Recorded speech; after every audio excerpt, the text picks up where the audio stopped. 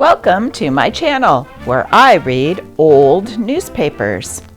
Did you know in the 20s, women were called birds? It was popular to see these birds at the Ziegfeld Follies. The Ziegfeld Follies was a Broadway show featuring beautiful women. Some of these women got to be like today's cover girls. They had elaborate costumes. These costumes left a little to the imagination.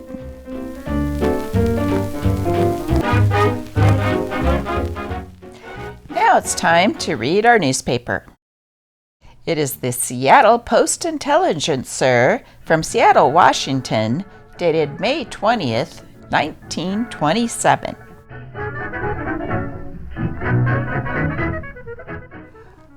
Woman who left babies pleads guilty.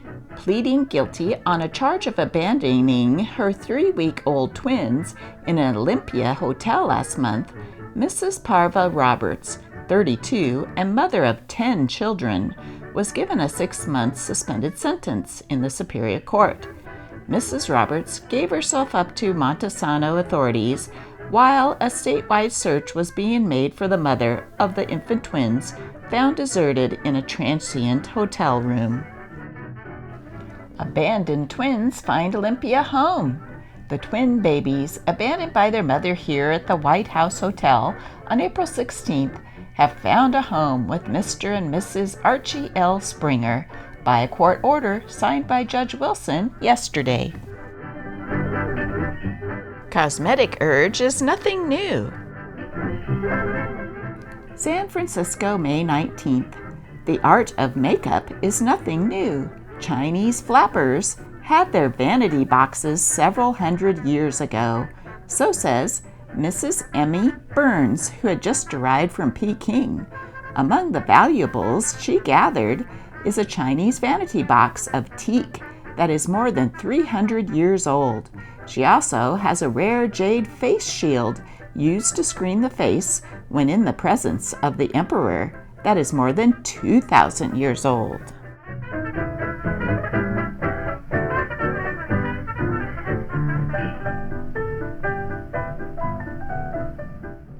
Bandit helps shopper get good service. One small girl walked right into a real-life holdup early yesterday morning and walked out again, blissfully unaware of the fact.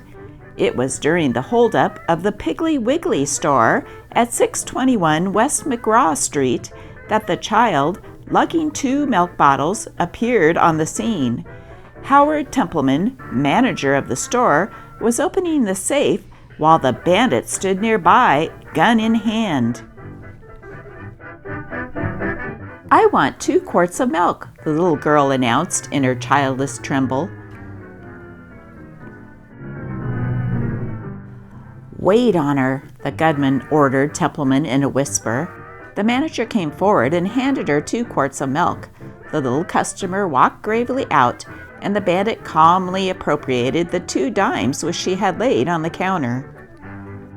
In addition to the 20 cents, the lone gunman obtained $250 in cash and $47 in checks. The hold-up man was described as being about 33 years old, 6 feet in height, and wearing a blue serge suit and gray or tan cap. He carried a large nickel-plated pistol.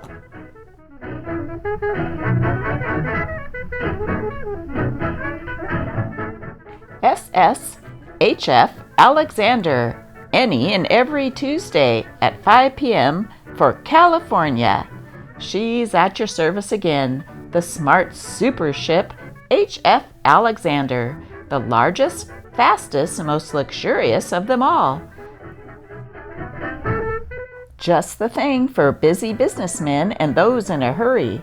All the delightful advantages of a short ocean voyage. All the facilities of a smart metropolitan hotel without sacrifice of time. Get the HF habit any and every Tuesday at 5. Pacific Steamship Company.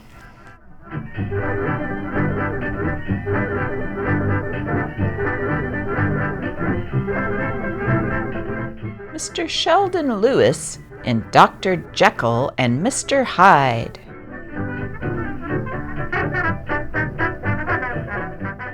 Dr. Jekyll and Mr. Hyde was a popular movie in the 20s, but here is a parody from Stan Laurel called Dr. Pykle and Mr. Pride.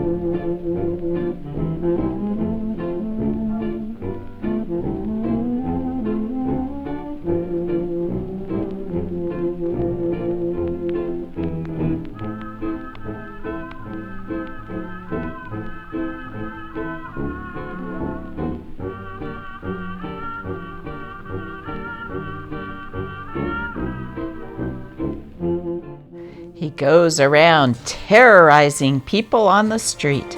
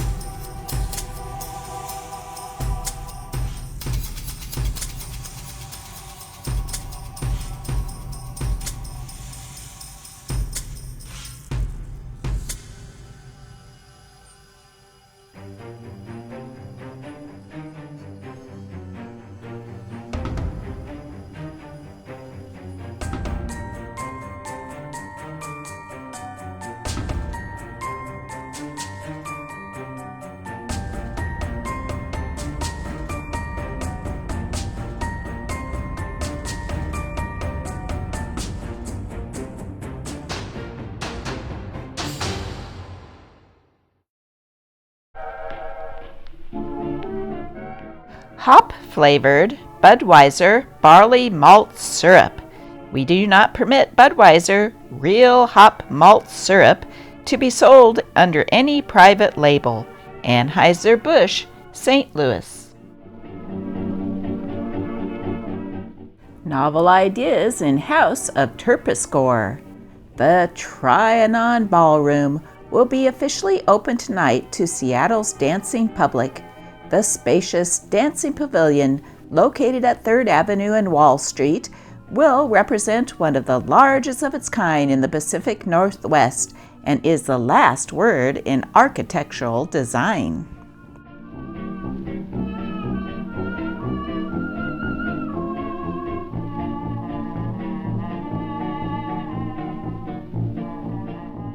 On June 10th, the law goes into effect on Puget Sound for the protection of female crabs. That's very chivalrous. But can't the legislature do something for the protection of the meek husbands? Several husbands have already phoned in to explain that a female crab is able to protect herself. Famous troublemakers. Erasmus Pumphandle, inventor of the handshake. There is more horsepower wasted in handshaking than in Niagara Falls. Scientists are trying to harness this handshaking energy into running factories and merry-go-rounds. Luke and his uke. "Oh, kiss me, dear," the flapper cried. "I love to pet and frolic." He kissed her on her painted cheek and died of painter's colic.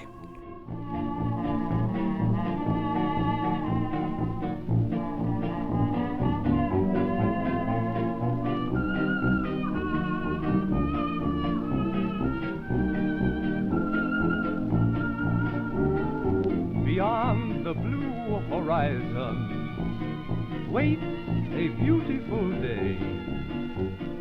Goodbye to things that bore me. Joy is waiting for me.